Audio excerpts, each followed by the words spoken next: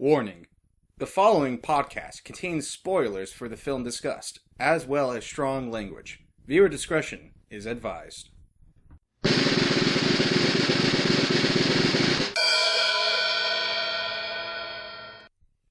Hello, Internet, and welcome to How Have We Not Seen, the podcast. I am Juliet. I am Nate. I am Mitchell.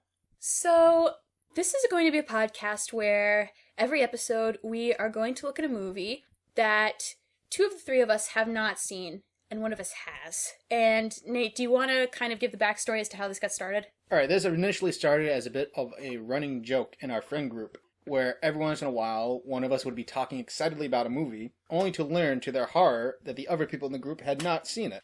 And it would get shocking at times with the incredibly popular or just so ingrained in our pop culture that people should know about it, that they had not seen, or that I had not seen. And it finally reached a boiling point shortly after Thanksgiving, when I mentioned Planes, Trains, and Automobiles and found out that Juliet had not seen it. Nope. And so, we decided to have a little contest to see what movies have I seen that she has not, and vice versa. Mm-hmm. And whoever had the most movies on their list would win. Yep. But it quickly grew into something more when we realized the potential. Yeah, I said to Nate, because we were at a Dungeons & Dragons meetup, and I said, Nate, this would be a good idea for a podcast. And then he was immediately on it. And then we realized that our friend Mitch here, there was a lot of movies on both of our lists that Mitch had not seen. Mm-hmm. Yeah. Yep. I haven't seen a lot of movies. I'm what the ladies call uncultured. Oh, gosh, you're not. But what I like about bringing you to this is that your list of movies that you put forth on the table, there was, like, a lot of eclectic picks that both Nate and I had, like, no clues to what some of these were, so I'm really excited for when we get to, like, your portion of the list. Yeah, one hand would be some obscure comedy, and the other hand would be some cult horror movie that... Yeah. Yeah, it's like mixing together cheese and peanut butter, just Oof. odd, awkward mixture. Yeah, I don't really have a particular style of movie I like. It's just, whatever I see that glimpses, or that catches my eye, I suppose, I really stick with most of the time. Okay, so Nate, do you want to tell our audience what our first movie is going to be? Okay, now, get this. The first movie that we are reviewing that Mitch and Juliet have not seen is The Breakfast Club. Yep. Mm-hmm.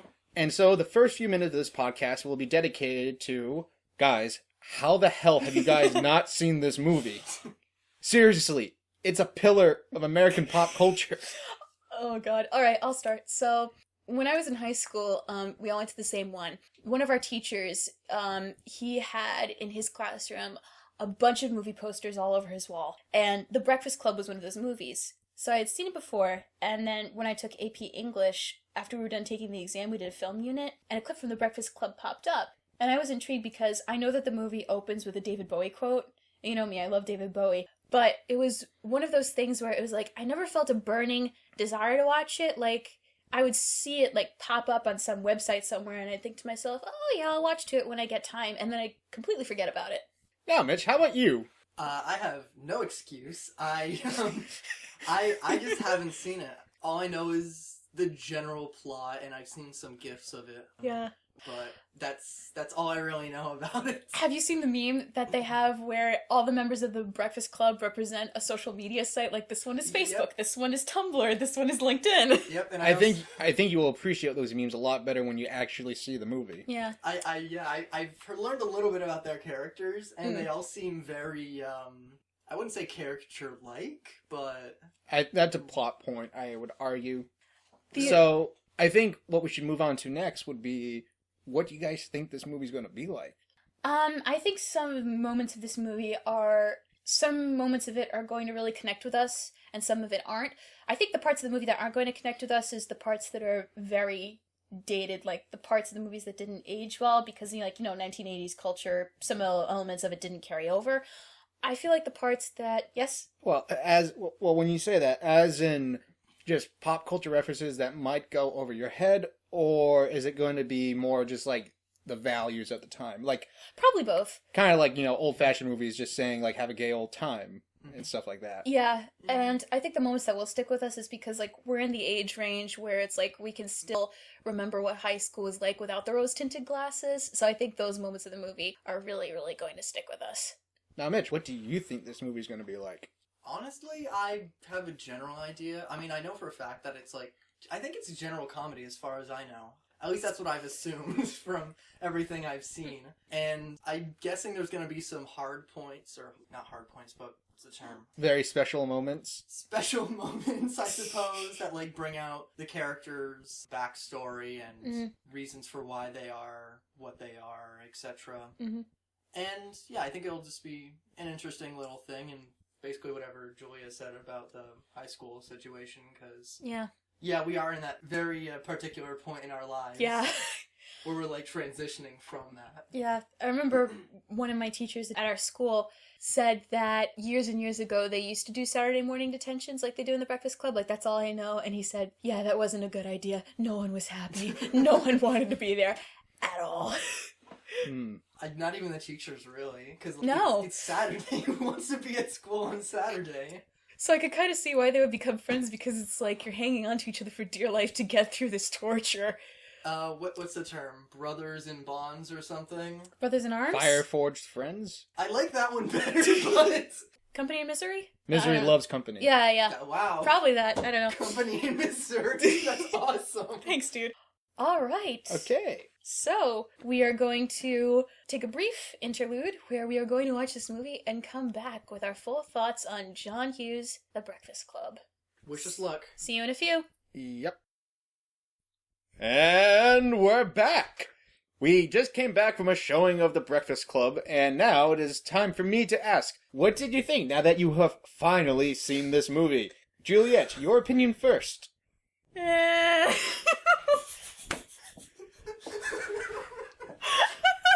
Just that. It's okay, so there's parts of this movie that are very problematic. Like, I'll get into more detail after Mitch says what this is, but there's parts of it that I was very touched by, and other parts of it I was like, this is so fucking problematic.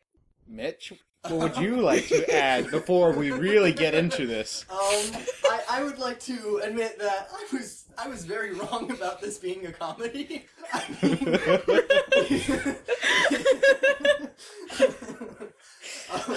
it did have its moments, but I thought it was good, in my opinion. But it did have its moments, like Julianne mentioned. So, Julia, what aspects of the movie would you say are most problematic? Oh, let me tell you. She pulls out all right. No. So, the big one that both Mitch and I reacted to is the scene when Alice got the makeover from Claire. Yes. Yeah. The one thing that I didn't like about it was how at the end, Andy kissed her when she had the makeover instead of kissing her when she was still, wearing dark clothes and her hair was all messy. I mean, like I was telling you during the movie, it's like the problem that I have with Grease when Olivia Newton-John changes her image and becomes a greaser, and I'm like, oh man. I will say what I did like about her makeover was I liked the hair, and I thought, oh, maybe she still incorporated her style in a way, because when she walks away, you see she has the camisole, but she also has this chunky belt and this gray scarf. But yeah, that just rubbed me the wrong way. Like, when that scene came on, I went, oh god, no. It does seem to carry the wrong message. Yeah. And the other thing was that Bender was a character that really flip-flopped for me. It's like, at some points, like when he was doing like, boom, boom, boom, boom, boom, boom, boom, boom, burst out laughing. But he and Claire, when they got together at the end, it was like, this is a guy who tried to have oral sex with this girl. And I don't know, I just felt really, really uncomfortable. Like, at some points during the movie, I was like, okay, this guy is a psychopath. I think that was more about the movie just trying to add in humor than anything, but that wasn't great at all. It hasn't aged well. Oh, it tried. Oh, it failed. If there's one thing I want to say, like Juliet said, this movie has not aged well at all. No. If this movie was made in the modern times... With the Me Too movement? I think oh my god. they would not be able to have Bender be so sexually aggressive. Yeah. No, he would have to, like... I feel like some of that was also him trying to, like, show off this image that I believe it was... Yeah. To rile them up. But yeah. I do feel that they probably would only be able to keep some of those comments that he makes. If they tried that in a modern movie, where he just tries to bury his face between her legs like that... Oh, hell... Oh, yeah. That would be, like, bordering, like, God. NC-17. I was like... not less NC-17 and more like everyone would immediately hate this character. Yeah, Yeah. absolutely. I feel like the only thing they could keep about it was, like, him being, like, a drug addict. I think it would have been interesting if it was revealed that he himself was also a virgin. I'd actually like to think that he is. That's a personal I thought. think Yeah, they're all I'll talk. virgins. Honestly. Yeah, yeah, I can see that. All right, Aside from the whole Bender hot topic, yeah. what characters did you have issues with, and which ones do you think were really good? Okay, so, Mitch, I think I speak for both of us when I say that my favorite character was Carl. Yeah. Like we were saying earlier, like, he's like the janitor in Ned's Classified on Nickelodeon. Like, remember, like, the cool janitor who was, like, always hanging out with the kids? Yeah, Carl was probably my favorite because he called the kids on their crap, and he called the Vernon out on his crap. Like, he's like, these kids are gonna take care of me one day. Will they? And that was just, like, a good, like, stabbing in the heart moment. I loved Alice. I just loved her uniqueness. I will say the part with the dandruff on her art was kind of gross, but kind of. That was... It was snowing! The sheer amount of dandruff that came out of that lady's hair was nausea-inducing. I literally didn't realize it was dandruff at first because of how much it was. I thought she had a packet. An unrealistic amount. Like, I thought there was, like, a packet she had, but she was open. I'm like, She what? hid the pixie sticks in her hair. Honestly. Like... Yeah, and Vernon, oh man, I hated him for obvious reasons. Oh. He's like everything that is wrong Yeah. with American education. Yeah, Mitch, do you want to hop on that? Like, you made the good point during the movie. I don't know where to start. Well, what you said about the school system in Vernon. Okay, That's yeah. what I was thinking of. So I believe it was Juliet who said this guy is awful for this kind of teaching position. And I'm like, nah, what are you talking about? He's perfect for the oppressive system that schooling is. Which just was a spur of the moment thing, but now that I think about it, like, yeah, wow, it totally fits he's, like, in that kind of position. Authoritarian, yeah. Because, like, it seems like he's... He abuses his power. Yes, He's thank too you. comfortable. He takes in his power. disciplinarian to, like, the worst level you can. I do want to say that, there are obviously awful characters like Vernon, and obviously Bender is, like, on the fritz. But I really do appreciate how realistic, or at least how fleshed out these people felt, because this movie is, at least in my eyes, like, it occurred to me halfway, this is kind of like, is character study appropriate for it? Like a character study? I definitely say it could be considered a character study. Yeah. Yeah, because the cast is not large by any means, but it's in-depth, at least somewhat. It's like a dissection of these so-called cliques, and it kind of exposes like everything that is wrong with not the children themselves, but the raising of children in America. Yeah. Especially- You have physical abuse with Bender. You have toxic sports culture with Andy. You have extreme academic pressures. You have neglect, and you have social stratification brought about by wealth. Yeah. I feel like this movie does a better job of portraying the cliques in high school than Mean Girls does. Oh, God, yeah. Because Mean Girls, it just basically took the cliques in high school and it stereotyped them, basically. It and lovingly it's like, parodied it. oh yeah, lovingly parodied it, but it's just that was actually more of a comedy itself. Yeah. No, I know, but I remember I Yeah. saw an interview with one of the daughters in Modern Family on ABC, and she said she'd been homeschooled for so long that when she got to high school, she thought that Mean Girls was what, like, high school was like. But I'm not going to say that, like, cliques in high school don't exist, but I feel like at some points, depending with the crowd you hang in, I feel like the group of friends we have are more like a melting pot than a clique. I mean, Because also we have really, different backgrounds. it also really depends where you are as well. Because we were in a public high school. We weren't at some rich people's high school or wherever. We weren't at the high school in this movie. Yeah, we weren't. And That library is astonishing. That Yeah. library was probably the only time where it didn't feel like a real high school to me. I'm at college right now. That reminded me of the college library. Yeah, that's more like a college that library. school library is nicer than the public library I go to. Yeah. Oh my god. I was gonna say the rest of the high school felt very realistic. Like, when we saw the designs of those lockers, it felt like the lockers that we saw in middle school and in high school. The brickwork. Oh, the brickwork. Yeah.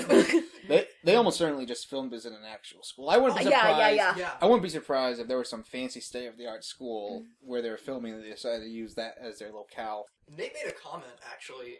You said something along the lines of, like, every high school has this Has kind that of brickwork. Yeah. Yeah, they do. Yeah. Are there any other characters we want to talk about? Like, we touched upon Bender, we touched upon Vernon, we touched upon Carl, Alice we touched upon. Andy. I do have a comment about Alice, though. Like, Yeah. I do agree with you with the whole, like, makeup and, what is it? Makeover? Makeover thing, Yeah. Like, I don't know, I just feel like they should have handled that a lot better, but obviously this is the 80s. Ooh. But I do like how it ends with Andy and her getting together, and I like to think it's implied that she's not gonna Stick to this. stick to Yeah. that. Yeah, it was just like a one-time try it thing, but Oh, I hope so. that's just me, though.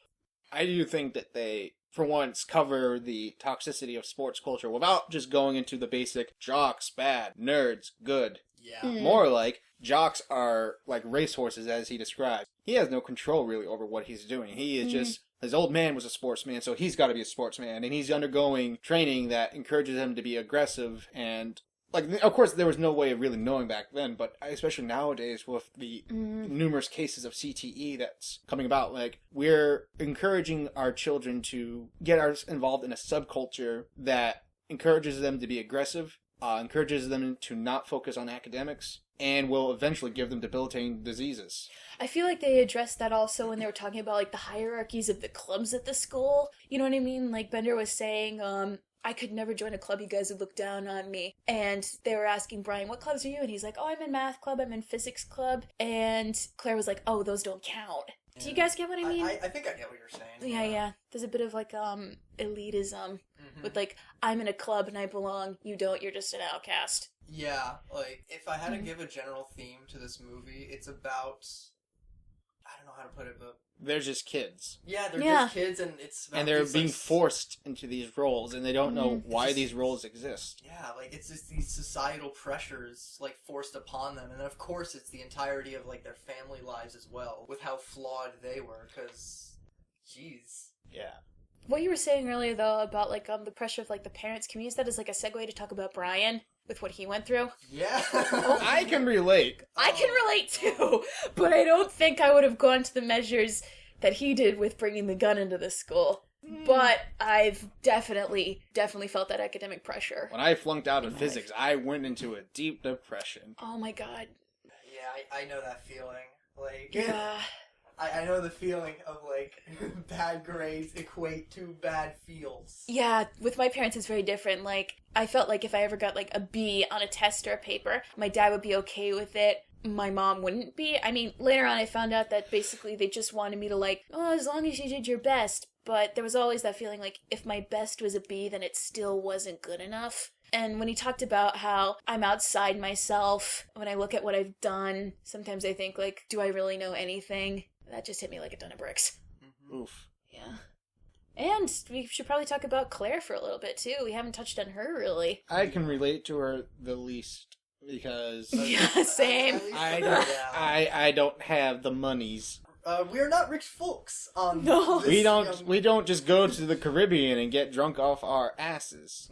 Yeah. We don't, like, and not just that, even comparatively speaking, I mean, like, the other kids we went to school with, it was pretty even in terms of income. There wasn't, like, there weren't, like, super rich kids in our school, and there weren't, like... They were from all over. They went to a different high school that we all know, but... We're not gonna name! But, like I said, we are all from public high school, and nobody had a good amount of money. No one drove a BMW to our school. No, but or a friggin' Rolls Royce. I do really appreciate the effort and time they put into her character and her situation as well, especially with her family life. It's almost way too prevalent now, but, like, even though her family gives her everything, but they don't really care about her. Yeah. I feel like that's a lot more common as a, not trope, but as a sort of plot point for a character. That's called a trope. Is it? Yeah. Now we know. Hey. But I think it also ties into, like, a lot of movies that were concurrent to this one, also in the 80s, were a lot more two-dimensional in its depiction of the cliques. Where, like, you have nerds, good, jocks, bad, or misfits, good, rich bitches, bad. But this shows just how complex the situation is. Yeah. I do appreciate that. Because, like, I meant to mention this earlier about how fleshed out these characters were, but, like, just mentioning Vernon... he is an awful person. He is a truly horrible person. But he did have character, and he did have, like, some aspects I could almost relate to. Like, in terms of him growing older, and, like, his mind, His Mindset? thoughts. Mindset, yes, Yeah. thank you. His mindset's changing as well because, don't get me wrong, he's a terrible, abusive jerk who does not deserve the praise of anything. And seriously, 31 grand a year in 1985 was it this movie came out? 84, I think they said in the movie. 1984. But that is like my brother is a teacher and he makes 2/3 of that salary and it's 2018. So adjusted for inflation, that's even bigger of a gap. Yeah. But like, I appreciate how they gave him more character than he is just an abusive, overpowered. He's not like the dean from Animal House. Dean Wormer. Have you seen Animal House? We're gonna have to add to this. Yeah, we're gonna, because I haven't seen that either, but I know who Dean Wormer is. Okay then. Well then. We're adding this to the list as soon as we're done with this episode. Alright, But yeah, I do appreciate how they gave him a little more character, and it almost made him more human. Well, I mean, it made him a little bit more human, but he was still an awful person. Yeah. I think it actually makes him more awful. Yeah. It's a lot easier to dismiss a 2D character. Yeah. But knowing that this person is a person, they have all these complexities, and they still choose to be a shitbag. Yeah, exactly. They choose to ignore the good. It's like they choose to be bad, even though they have this humanity in them, or like a little conscience in the back of their mind saying, "Hey, maybe you shouldn't." But they're just like, "No, screw it." Anything else you guys want to talk about this movie? I'd like to mention that Carl is great for scamming $50. Because, like, that's fantastic. For fuck's sake, that's like 5 hours wages for me. Oh, one thing in this movie I want to touch on.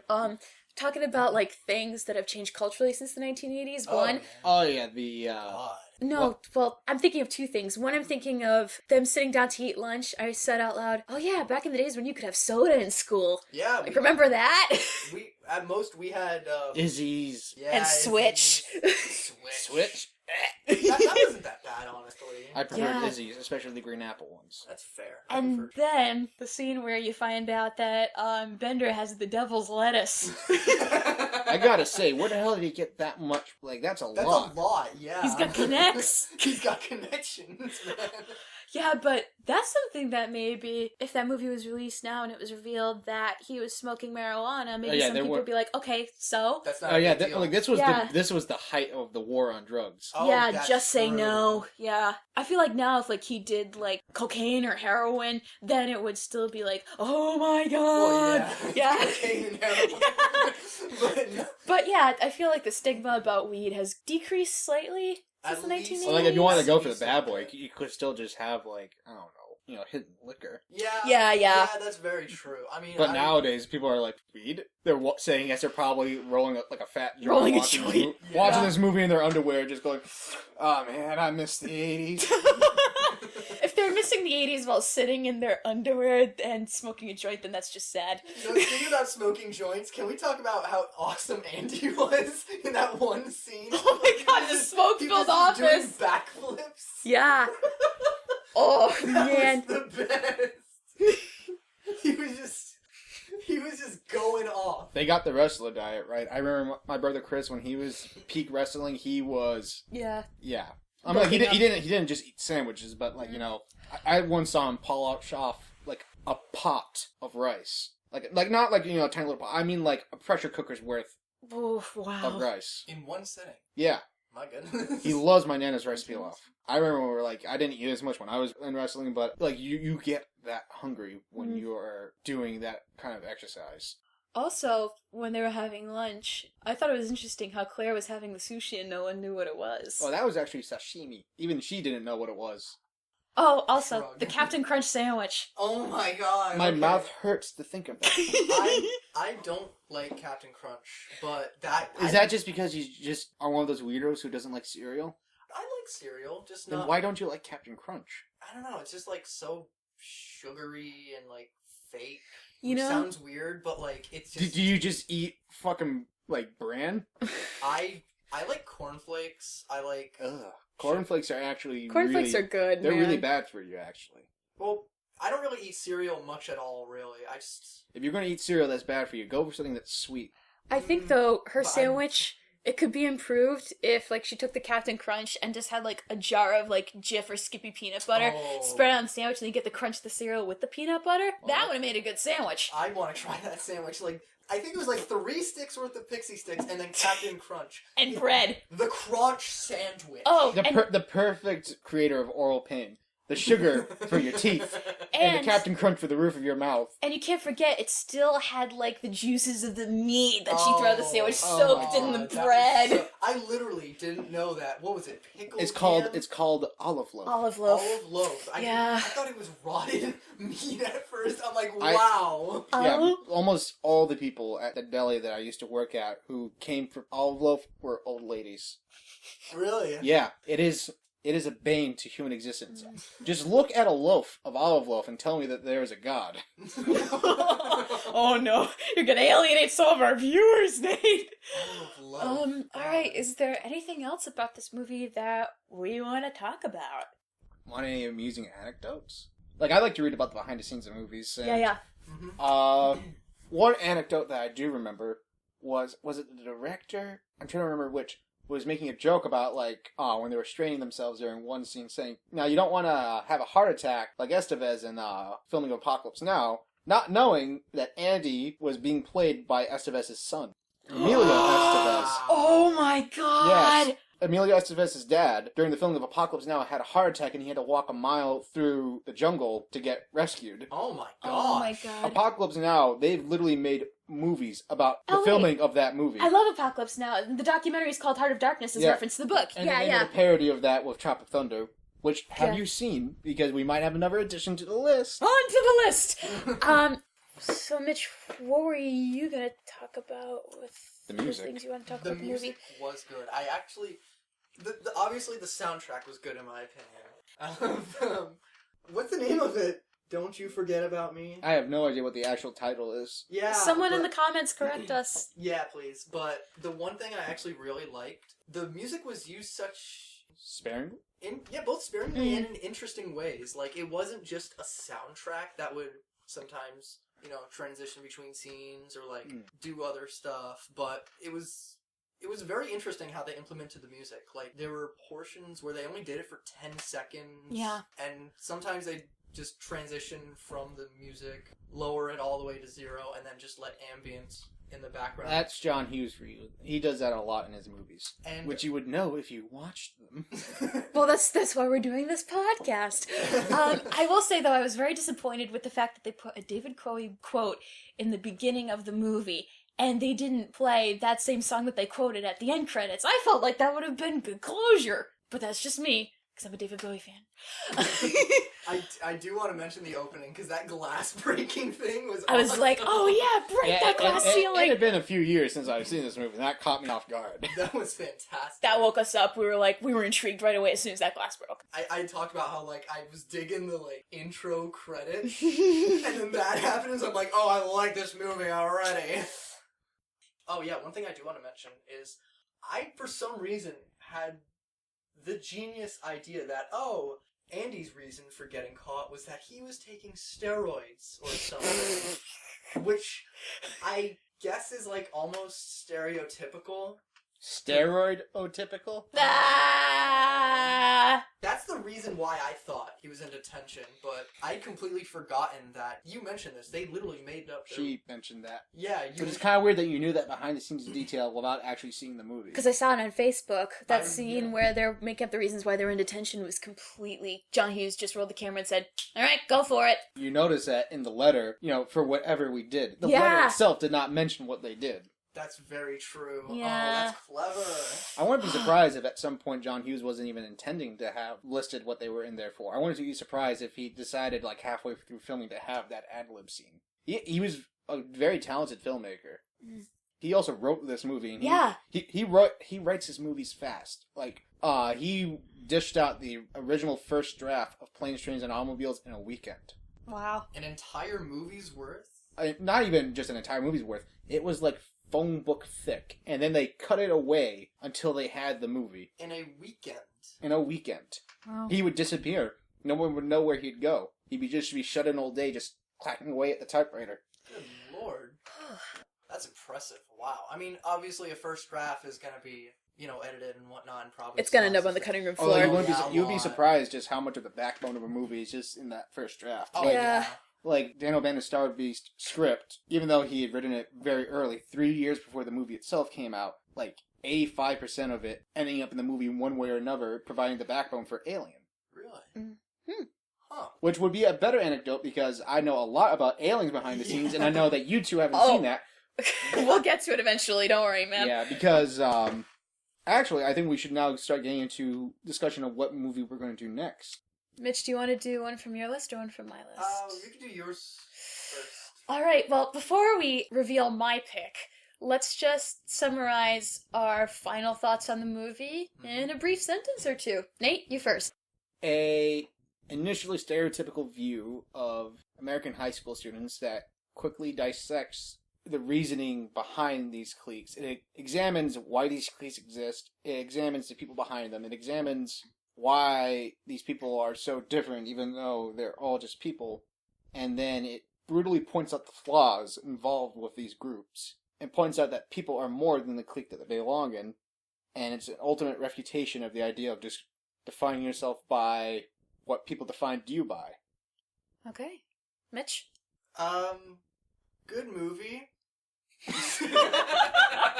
What do I say after that? You can say that. That can be it. But it was Me too, thanks. It was a good movie.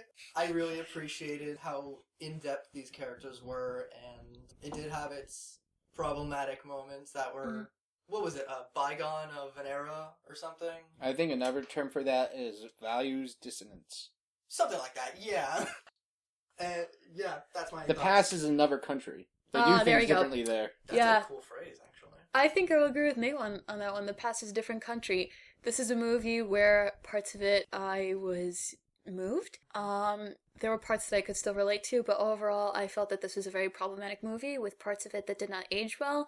I feel like you would have to be a specific age to watch this movie, maybe once you left high school, probably the age we are now. Yeah. And I think it's definitely one of those movies where it's if you haven't seen it, no big deal, but if you do want to watch it, just watch it at least once. I would counter that point by saying that there's ultimately more wheat than chaff, and that despite its flaws, it's still a cornerstone of American cinema, and that it has had a huge influence on subsequent movies. It has, but... And that you should at least watch it once, even if you don't ultimately like it, just so that you can better appreciate and understand the movies that came after. I'd like to agree with that. I mean, it did have its issues, but yeah, it does say a lot more than it spits out. Oh, I like that. Do you actually? Okay, so now you've heard our thoughts on The Breakfast Club, and the movie we will be doing for the next episode, I am so excited, is Kenneth Branagh's Dead Again. It sounds interesting. Dead Again. So... Is it an adaptation of a play? No, it's an original movie. When it came out, Kenneth Branagh and Emma Thompson, they both had established acting careers in England. Oh, those two, that's the most British sounding pair possible. I'm gonna get into some tidbits in this episode about the two of them, but this was the movie that made them famous in the United States. It stars the two of them. It also stars Derek Jacobi, and it has one of the lesser-known cameos of Robin Williams. Oh, I don't like Derek Jacobi. I do, so... He's an anti-Stratfordian. It sounds interesting. It's a great movie, and I'm not going to say much more because I want you guys to go into this completely blind. Yeah. Well, that's the whole point of this podcast. Yep. Hold on to the edge of your seat, because next episode is going to be a trip. Thanks for listening. Thanks for listening, guys. Thanks for listening. Bye. Like and subscribe.